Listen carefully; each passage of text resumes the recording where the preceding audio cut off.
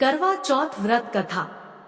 सालों पहले एक शहर में साहूकार रहता था जिसके 7 बेटे और एक बेटी थी। बेटी का नाम करवा था। साहूकार ने अपने बच्चों का पालन पोषण काफी शाही तरीके से किया था।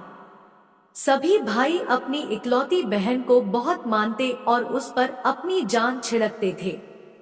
उन्होंने उसकी शादी एक अमीर साहूकार के साथ एकदम शाही तरीके से की। एक दिन करवा ससुराल से अपने मायके आई। सभी भाइयों ने उसका जोरदार स्वागत किया। उन्होंने पहले अपनी बहन को खाना खिलाया और फिर खुद खाया।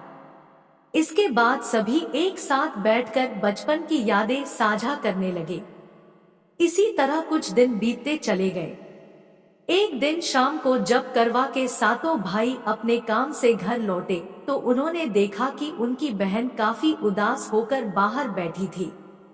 अपनी बहन करवा को उदास देखकर सभी भाई चिंतित हो गए। वो तुरंत उसके पास गए और उदासी का कारण पूछने लगे।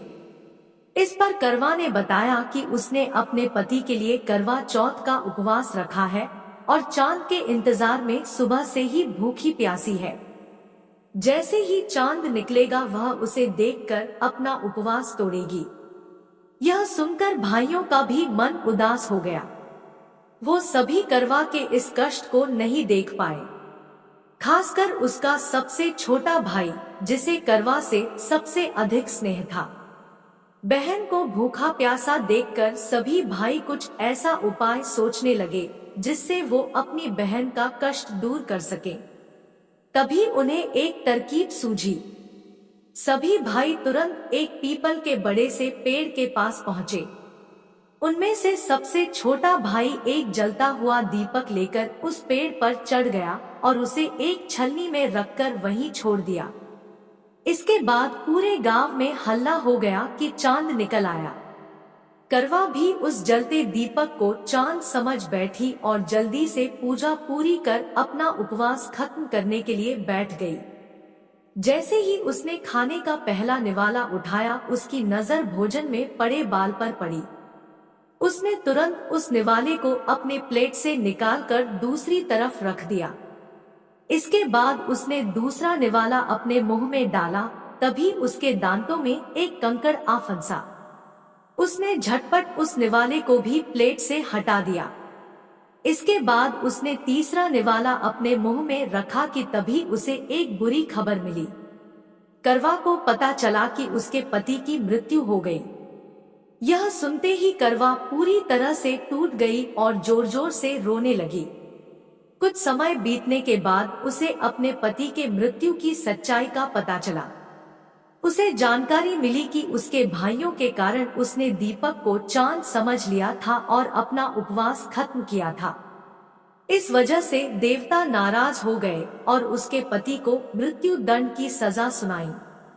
सच्चाई का पता चलने के बाद करवा ने अपने पति का अंतिम संस्कार नहीं करने का प्रण लिया। देखते देखते 1 साल बीत गए। करवा अपने पति के मृत शरीर के पास ही बैठी रही।